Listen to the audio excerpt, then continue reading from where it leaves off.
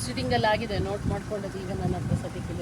ಉಚ್ಚಿಲದಲ್ಲಿ ಒಂದು ಅದು accident spot ಅಂತ, ಅದನ್ನು ಡಿವೈಡರ್ ಅಲ್ಲ ಬ್ಯಾರಿಕೇಡನ್ನು ಸ್ವಲ್ಪ ಮುಂದುವರಿಸೋಕ್ಕೆ ಹೇಳಿದ್ದೇವೆ ಎರಡು ಕಡೆಯಿಂದ. ಮತ್ತು ಮಳೆ ನೀರು ಹೋಗುವಂಥದ್ದು ಅದನ್ನು ಸರಿಪಡಿಸೋದಕ್ಕೆ ಹೇಳಿರುವಂಥದ್ದು.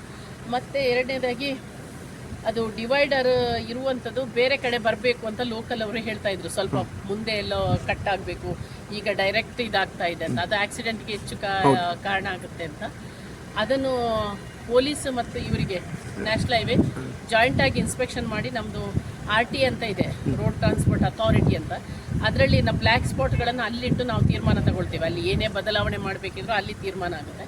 ಆ ಸಭೆಗೆ ಮಂಡಿಸುವುದಕ್ಕೆ ಸೂಚನೆ ಕೊಟ್ಟಿದ್ದೇವೆ.